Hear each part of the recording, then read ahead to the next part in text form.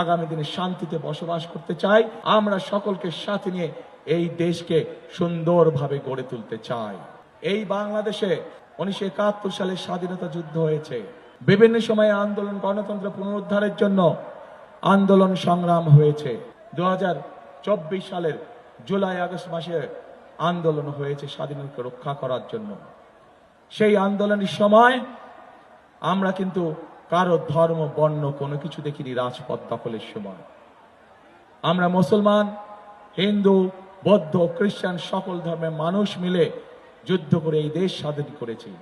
আমরা মুসলমান, হিন্দু, বৌদ্ধ, খ্রিস্টান সকল মানুষ মিলে স্বৈরাচারের বিরুদ্ধে আন্দোলনকে সফল করেছি। প্রিয় ভাই বোনেরা, আমরা বিএনপি, আমরা মুসলমান, হিন্দু, বৌদ্ধ, খ্রিস্টান সকল ধর্মের মানুষকে সাথে নিয়ে আগামী দিনে শান্তিতে বসবাস করতে চাই। আমরা সকলকে সাথে নিয়ে এই দেশকে সুন্দরভাবে গড়ে তুলতে চাই এবং সেজন্যই যদি এই দেশকে সুন্দরভাবে গড়ে তুলতে হয়, তাহলে প্রিয় ভাই বোনেরা, এই দেশের যারা মালিক, অর্থাৎ আমরা যারা বিএনপি করে আমরা মনে প্রাণে বিশ্বাস করি, আমাদের সকল ক্ষমতার উৎস হচ্ছে জনগণ। এই দেশের মালিক কারা? কি ভাই, কারা? জনগণ। কাজেই মালিক যেহেতু জনগণ, কাজেই জনগণের যদি সমর্থন আমাদের পাশে থাকে, জনগণের যদি সমর্থন আমাদের সাথে থাকে, তাহলে আমরা আমাদের কাঙ্ক্ষিত বাংলাদেশ গড়ে তুলতে সক্ষম হব ইনশাআল্লাহ। প্রিয় ভাই বোনেরা, জনগণের সমর্থন হচ্ছে একটি রাজনৈতিক দলের জন্য সবচেয়ে বড় শক্তি। কাজেই আমরা বিশ্বাস করি জনগণের শক্তিতে এবং আমরা বাধ্য থাকি জনগণের কাছে জবাবদিহি করতে, এবং সেই জন্যই আমরা সকল সময় বলে থাকি জনগণই আমাদের সকল ক্ষমতার উৎস।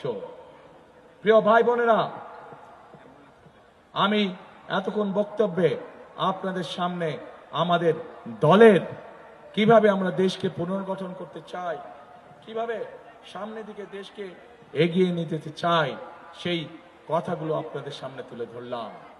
যশোর জেলায় যেহেতু অনুষ্ঠানটি অনুষ্ঠিত হচ্ছে, যশোর জেলায় একটি খুব সুন্দর শিল্প আছে।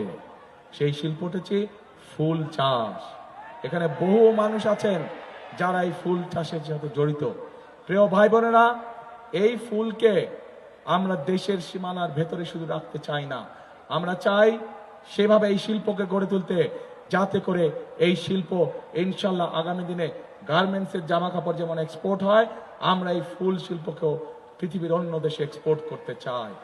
এই এলাকার আরেকটি শিল্প আছে, যদি আমরা এই শিল্পটিকে গড়ে তুলতে পারি, মানুষের যেরকম সমস্যার সমাধান হবে, একইভাবে কর্মসংস্থানের সুযোগ হবে এবং আমরা বহু পরিমাণ বৈদেশিক মুদ্রা অর্জন করতে, বৈদেশিক মুদ্রা সাশ্রয় করতে সক্ষম হব। কে সেটি? সেটি হচ্ছে আখ চাষ। আমরা দেখেছি এই এলাকায় প্রচুর আখ চাষ হয়, কিন্তু তারপরেও আমাদের চিনি কলগুলো বন্ধ হয়ে পড়ে থাকে। প্রিয় ভাই বোনেরা, আমরা এই চিনি কলগুলোকে আবার চালু করতে চাই।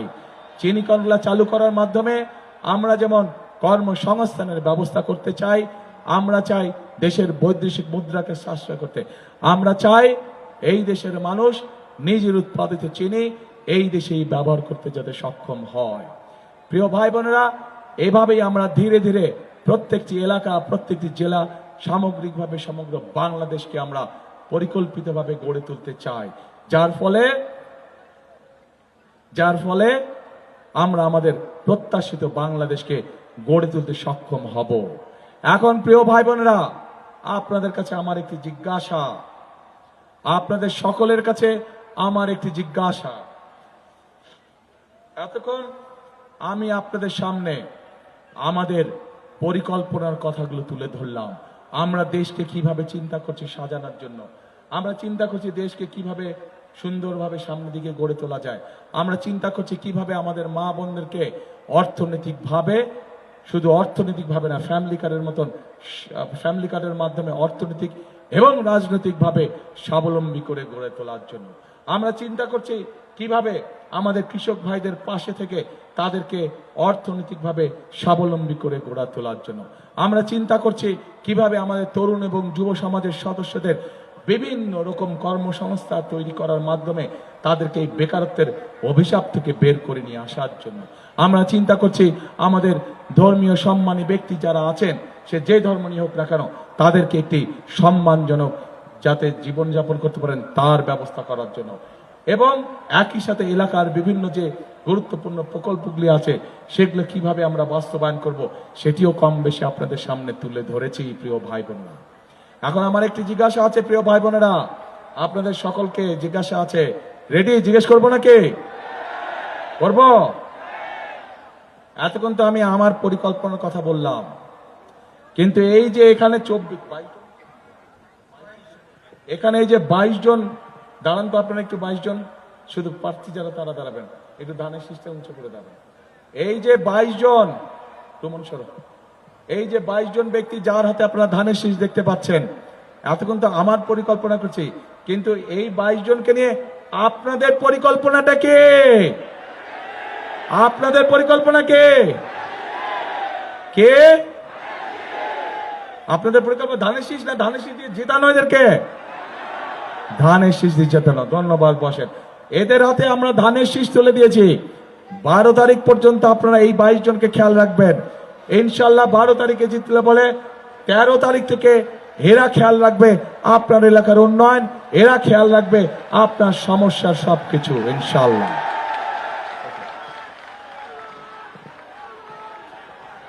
প্রিয় ভাই বোনরা, প্রিয় ভাই বোনরা, এই যে ভাই তোমরা স্লোগান দিচ্ছ, 1 মিনিট স্লোগান দিয়ে শক্তি শেষ করলে হবে না, এটা 12 তারিখে দেখাতে হবে। এই শক্তি, এই উৎসাহ, এই ঐক্যবদ্ধতা 12 তারিখে ব্যালট পেপারে প্রকাশিত হতে হবে।